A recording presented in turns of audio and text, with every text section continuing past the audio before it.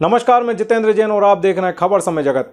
आइए नजर डालते हैं आज की कुछ ताजा तरीन खबरों पर। धार के एडिशनल एसपी देवेंद्र पाटीदार ने पुलिस अधीक्षक सभाकक्ष में आयोजित प्रेस वार्ता में खुलासा करते हुए बताया है कि 2 जुलाई 2022 को इलेक्ट्रॉनिक शोरूम संचालक विनोद साहू अपनी दूसरी पत्नी सपना साहू के साथ मकान का सौदा करने ब्रोकर राजेश उर्फ नवल व उनकी साथी रेणु शर्मा उर्फ रेणुका गोस्वामी के साथ खरगोन जा रहे थे।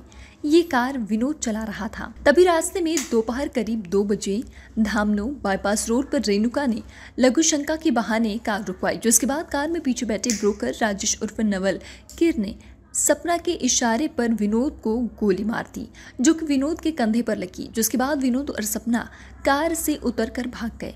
इसके बाद रेणुका व ब्रोकर राजेश कार लेकर भाग गए। घटना के बाद जान बचाकर भागा घायल विनोद धामनोद थाने में रिपोर्ट करने पहुंचा, जिसे पुलिस ने धामनोद में प्राथमिक उपचार के बाद इंदौर भर्ती करा दिया। पुलिस ने खुफिया तंत्र, क्राइम ब्रांच व सीसीटीवी फुटेज की मदद से आरोपी तक पहुंचकर गिरफ्तार कर लिया। पूछताछ के बाद मालूम हुआ कि फरियादी की दूसरी पत्नी सपना साहू ने ही योजनाबद्ध तरीके से आरोपी राजेश व उसकी साथी रेणु को घर दिलाने तथा विनोद से रुपए लूटने का लालच देकर खरीदारी पार्टी बनाकर विनोद से मिलवाया था। इस आधार पर पुलिस ने उसे भी गिरफ्तार कर लिया है। धामनोद के अंदर कुछ दिनों पहले धामनोद बाईपास पर एक सनसनीखेज गोलीकांड की घटना सामने आई थी, जिसमें जो विनोद साहू और उसकी पत्नी के द्वारा ये रिपोर्ट की गई थी कि उनके साथ में जो उनके 2 साथी थे, इनके द्वारा गोली मार के फरार हुए हैं। पुलिस जब उसके तह में निकली तो जो मामला सिंपल गोलीकांड से हट के एक अलग था। एक सपना साहू जो कि उसके साथ विनोद साहू फरियादी के साथ में थी, शालिनी साहू के नाम से ट्रेवल कर रही थी। साथ में एक राजेश नाम का भी व्यक्ति था जो कि नवल नाम से था, और एक रेणु। ये चारों लोग जा रहे थे और एक प्रॉपर्टी के इशू के लिए जा रहे थे। इसमें राजेश ने गोली मारी थी जो उसके कंधे में लगी थी, और राजेश और रेणु फरार हो गए थे।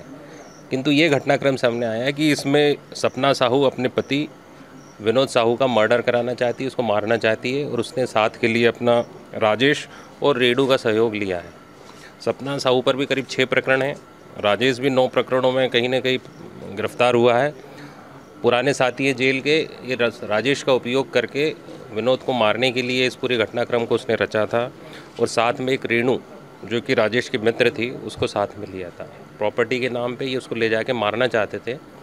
वहाँ पर कुछ कारणवश वो घटना मार नहीं पाए, सिर्फ घायल कर पाए, इसलिए ये पूरा घटनाक्रम रच के उन्होंने लूट के संबंध में ये सारी चीज़ें बताई हैं। पुलिस के द्वारा इस प्रकरण में व्हीकल, कट्टे, कारतूस, मोबाइल, सारे चीज़ें जब्त किए और इनको गिरफ्तार किया है। एक बहुत ही अच्छी कार्रवाई है। धार से खबर समय जगत के लिए अल्ताफ खान की रिपोर्ट। For latest news subscribe to our channel and press the bell icon.